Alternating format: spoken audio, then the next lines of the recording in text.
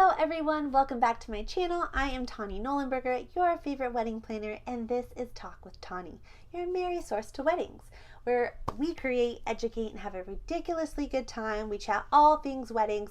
So if you are planning a wedding or you're a friend or someone of planning their wedding, please smash that like button and hit subscribe. I bring you videos every Tuesday. I thought this episode would be super necessary because you need to know what's up. I'm seeing a lot of people, for some reason, not value wedding planners or coordinators and our education and us helping you throughout the entire planning process, or at least part of the way. And so I thought this was eye-opening, and for me to share with you horror stories, things that went terribly wrong, of weddings that I helped plan last year. And this is to scare you, but it's not to discourage you from planning. But I just think having a pro that's kind of dealt with these situations and can kind of take them by the reins, so to speak, to resolve them so you don't have to, and you don't have to be stressed out, is pretty darn valuable. So without further ado, here are my top 8 wedding planning horror stories from the last year.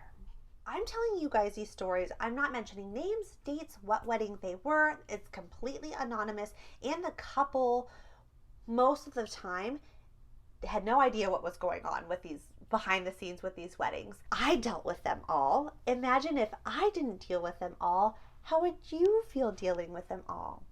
Okay, let's dive right in. Number 1, this wedding happened in this certain time last year. The couple gets a call from the venue manager 2 months before their wedding date.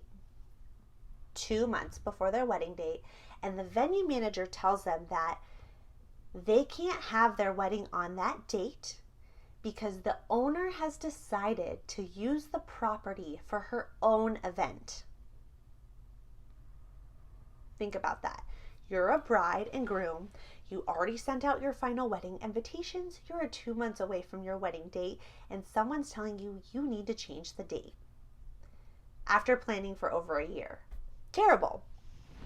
So I get involved. Mind you, I'm just their coordinator. So I coordinate weddings 60 days out. That's my minimum. I do not do day of. I do not do week of or month of.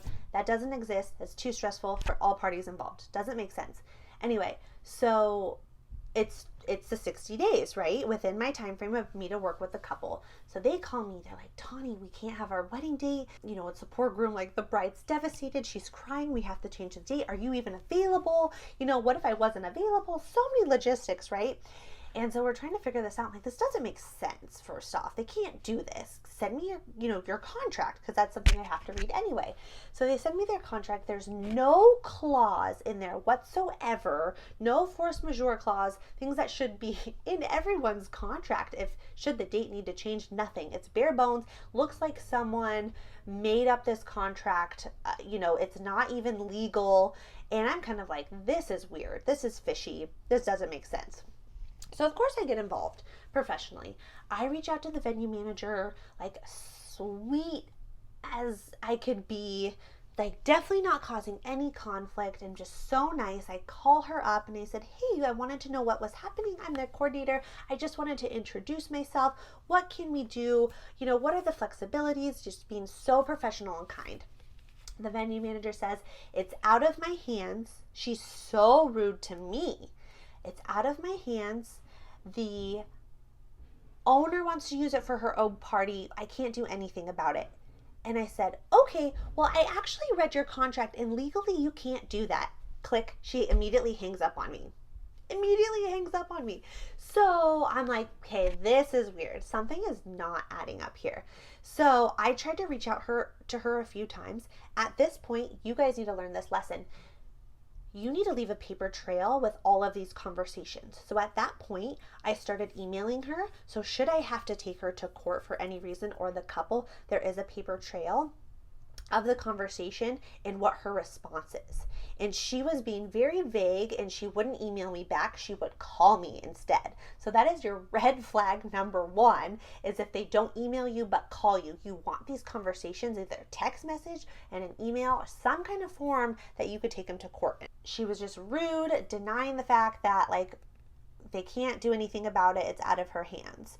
And a few days go by. In the meantime, I'm reaching out to as many planners I know in that area to and asking them about venue alternative that I could maybe help reach out to the venues for their date. Even though I'm not contracted to do this, I'm doing it out of the goodness and kindness of my heart because I want to help this couple and I don't want them to do this alone. A couple days later, the groom gets a call from this venue manager. They said, "Can you send me a photo of you?" And so he sends them a photo of them and he goes, "Oh, I'm sorry, I mistook you for another couple."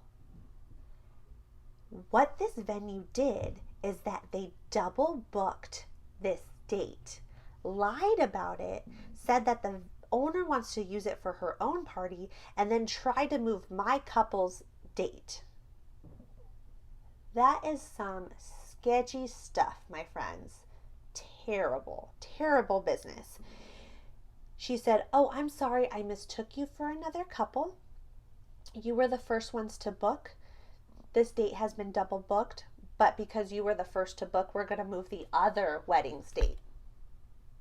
So some other poor couple had to go through the same experience we just went through because of the irresponsibility of this venue management.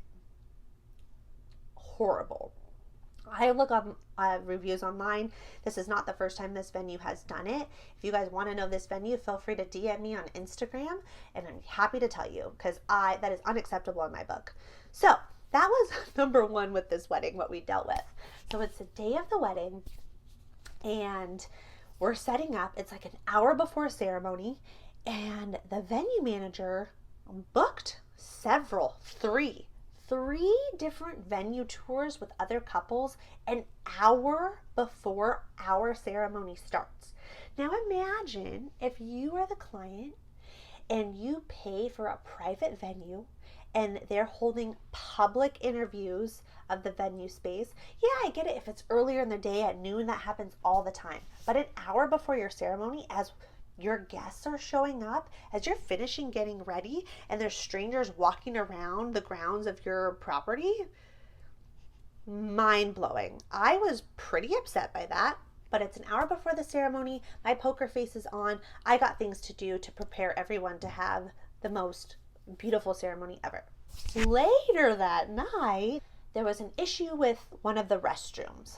And the issue that I mean is it seemed like some kid had a little mistake and it got a little messy in there, and the venue manager calls me on my cell phone while I'm running the reception and says, "You need to go clean the restroom."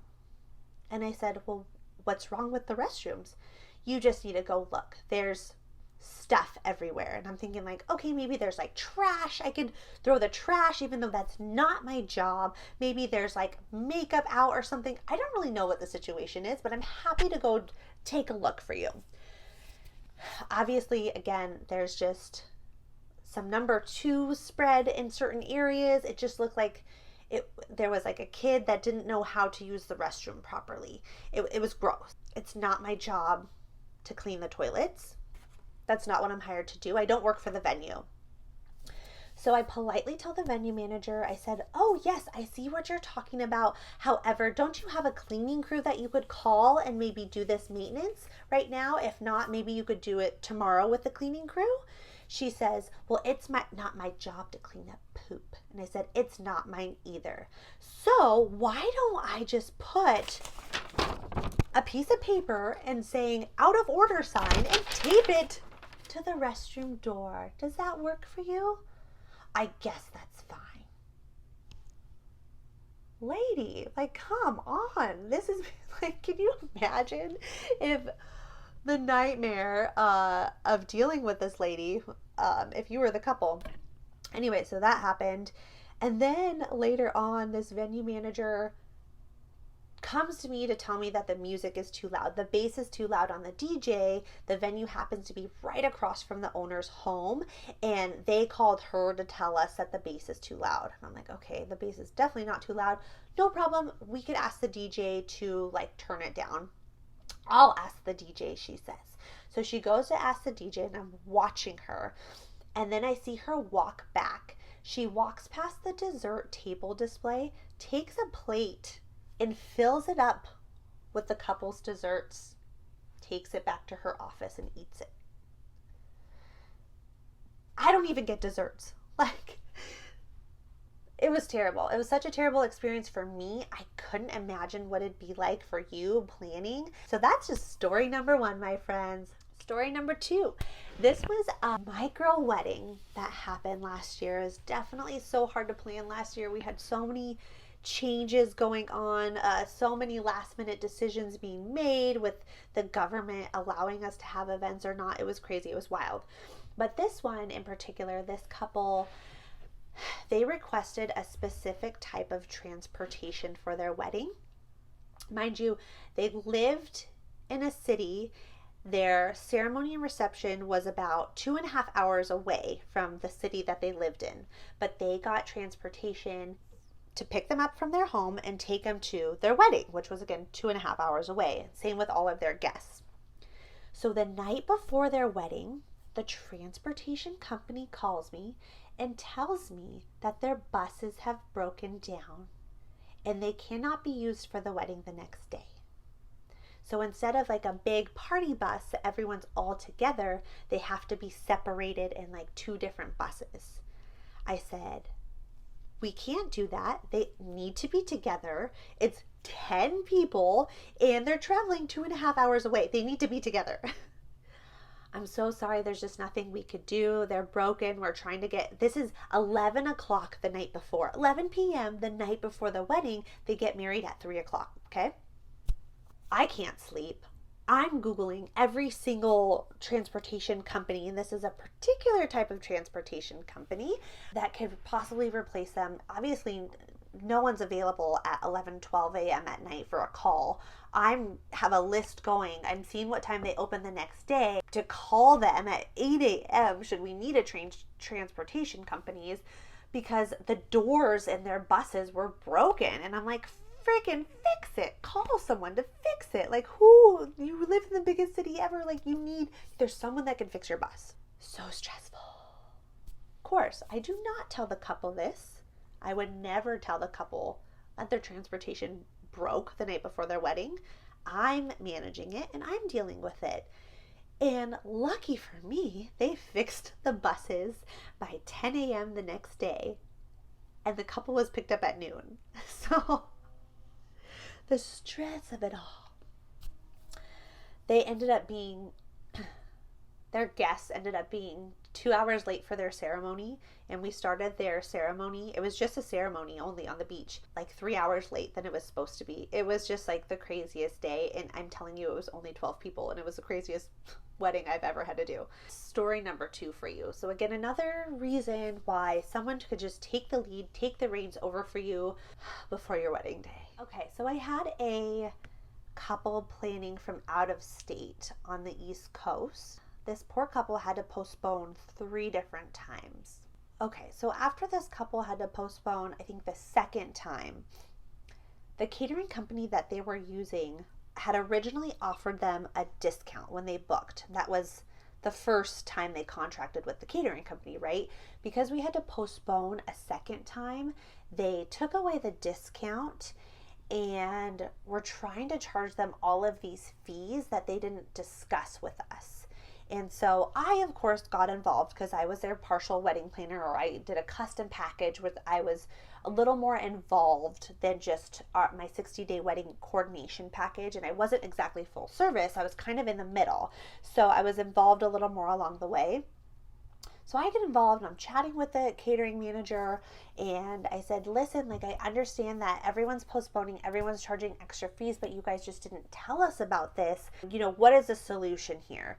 I said, can we talk to your manager? She didn't let me talk to the manager. She's like, let's resolve this between you and I. I said, great, like no problem. What she ended up doing, this catering manager, behind my back, is she sent my couple a new contract with those extra fees that I just asked her about to not add them on. She sent the contract behind my back to my couple for them to just pay it, or without them knowing that we already had a conversation about it. So she was being super sneaky. My client is very smart, and she said, hey, I got this new contract with all these added fees, but I noticed you weren't copied on the email. I thought that was weird. And I said, I cannot believe she just sent that to you. I apologize. We were working through it before she was supposed to send it to you. She's like, yeah, I thought that was very sneaky of her. So you're a couple, you guys don't know what you're getting into with contracts. You don't know what you could negotiate and what you could change. Someone's just going to hand you a contract for your wedding. You're going to read it and say yay or nay.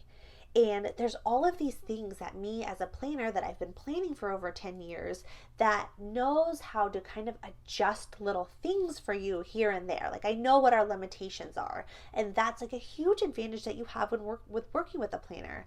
So long story short, is I ended up calling the owner of the company and resolving the issue. He took away the extra fees and we made it work, and they sent them a new contract without these fees on it, because that was the right thing to do from an owner's standpoint. Not have your employee add these fees, try to resolve it with the planner, but not, and just do her own thing and send you the contract behind everyone's back. So that's just like not cool. That was just another horror story of finances. Like I'm a planner, I'm saving you money, you guys. I want you to understand the value in that. Crazy times. I felt like a lawyer. Honestly, last year I wasn't even a wedding planner, I was a lawyer. I was like, I should have went to law school. It was a crazy year, it was wild, but we made it. So one of the many things I do to prepare not only every couple for the wedding day, but all of the vendors, is over communication. Like everything, every little detail is laid out for the vendor team, so there's no question involved with what goes where and how many of things we have for this and that. So there's these plates called a charger plate. So it's this bigger plate that kind of goes underneath the dinner plate. If you're doing a plated dinner, they're called charger plates. So for this wedding in particular, we ordered charger plates because the hotel that the couple was getting married at didn't provide them. They didn't rent them. They just kind of rented standard China dinner and salad plates. So we got a charger plate. It looked really, really nice for the decor and design. And that was communicated with the hotel manager that was going to be how the table was set. The charger plate, the bread and butter plate, the 2 forks, 2 knives, like we communicate exactly what is on the table. And that we're renting the chargers, they're coming from an outside company, and this is where they go once they're dirty, so they don't go to the back of the house and they get mixed up with your inventory. Very, very specific. As we were, I'm talking about probably 45 minutes before their ceremony, when their team is finishing setting up the tables, they come to me and say that they can't put out the charger plates. They have to charge the client for that service. And I said, why didn't you guys ever say that? You knew we had chargers coming. I'm so sorry, my team, we can't do it right now. If I knew ahead of time that my team had to put out the chargers, I would have done so way earlier on in the day, so you guys didn't have to do it. But it's 45 minutes before the ceremony. We don't have time to do that. We are finishing up the ceremony setup. Guests will be arriving in 15 minutes. The bride has to do retouch it. There's no way we could do that right now and stop what we're doing. And they were trying to tell me that it's going to be an extra fee. So why so 45 minutes before the show starts? Ridiculous. I said, this was never communicated with us. Here's my email telling you that we rented chargers. If you want to charge the client, we need to have another conversation, but it can't be right now. So they ended up not charging the client, of course, but just another reason why you need someone experienced in the industry to deal with these last minute decisions and situations that come up. And instead of me panicking, I calmly resolve it, right? Behind closed doors. I would never go to the client 45 minutes before the ceremony and said, hey, is it okay if they charge you extra to put out these chargers? Never in a million years. I just handle it and deal with it with a smile on my face. This is like one of the billions of things we do. So I'm telling you guys these stories because they do exist at nearly every wedding. And I do have to say that of all the weddings that I plan, the ones that are mostly coordination only clients, they bring in their own vendors who, one, I've never worked with before, and two, just don't know how they work. There's always mistakes that happen because I've never worked with that vendor team. So there's value in working with my preferred vendor list where we've worked together before, that they're reliable, they're dependable, they're licensed, they're insured, they're professional. Because I see it a lot of time with coordination clients when they're not using my vendor team, just with people I've never worked with before, or they're newer in the wedding industry, and that's totally okay. But it means that I'm just doing more work, and it's a lot. Yeah, last year was crazy. So rentals were really tough last year to get. That's because rental companies were short-staffed, like so many of our industries. And so dates would get booked out a lot more quickly because they didn't have the team to bring all your tables and chairs and then pick them up later in the night. They could only take on so many events. And so that's why rentals were really tough last year, and I see it being the same this year. So definitely don't delay with rentals. One major thing that happened with my couple is that we had a big rental order in, and they sent me their contract to reserve the rentals. I thought they had sent it to the actual rental company, not just me. So it was a miscommunication, but on my end, I'm sure, but they only sent it to me and not the rental company. And so I thought they sent it to a rental company. So 3 weeks later, I reach out to the rental company because I hadn't heard from them or gotten a deposit receipt, which I usually get, asking them like if I could just get the deposit receipt and the new balance. She says, I don't have your order in my system. And my heart, like you guys, my heart dropped. It dropped. I was like, my stomach was gone. My brain was just like melted. I was like, what do you mean they don't have it in your system? Mind you, this was summer of last year and their wedding was in fall. So that's one of the many reasons that you need someone more than just a week of, a day of, or a month of, because should these things get missed, we have time to make up for them, right? And she said, I don't have it in your order. I said, well, here's their credit card, authorization form. Did you not get that? She says, no. At that point, I knew exactly what happened, that they had only sent it to me and not into the rental company. And I said, okay, well, can we still put this order in? She says, yes, but our rental prices have increased. So she gives me the new rental prices, and you guys, it's like $1,000 more than what it was should we have booked them 3 weeks ago. So I had to come to my client and be like, hey, I had to be real with them. I'm here for you. Well, one is honesty, and two is trust. The number one things my couples tell me is I trust you. I trust you. That comes with a huge responsibility. So I have to be honest with you if I need to come to you to resolve an issue. And this was an issue that I couldn't resolve on my own because I'm not paying the rental company, they are. So I had to go with them and explain the situation and why their rentals are costing more now. It sucked. It was awful. I'm sure it just was like a twisting of their stomachs. But at the end of the day, we resolved it months before. Imagine if I didn't reach out to that rental company until 2 weeks before their wedding when I was confirming the rental order. We would have had no rentals for the wedding. So I'm telling you these stories because this is one of the many things us planners do. Obviously, we solve problems, but to not wait last minute to do anything. And that's why it's great to have a coordinator working with you longer than those short-term days or months out. And all of these horror stories I'm telling you, yes, a lot had to do with COVID, but think about it. Most of them weren't because of their mom, weren't because of a family member or a friend causing havoc on their wedding day. They have to do with vendors. Vendors are someone I know how to deal with and resolve with any issues that come up. you as a couple, this is probably your first time planning a wedding, don't know much about vendor relationships and what they require and what they charge and why they do the things that they do. I as a planner do. So just I want you guys to take these lessons, to hear them, to share them, because we're all laughing about them now, but just realize how important it is to just kind of have a pro come in and help you deal with them all. I have lots more, but I think those are pretty good for today. Thanks for listening. Hey, I survived the craziest 2 years of my career, and I'm a better planner for it, and I'm just looking for smooth sailing for the rest of this year at least. So thanks for listening, you guys, and tuning in. If you like this video or learned something new, please share it with a friend. Our business is based on referrals, and we'd love to connect with someone new. In the meantime, thanks for stopping by, and as always, stay creative and be legendary.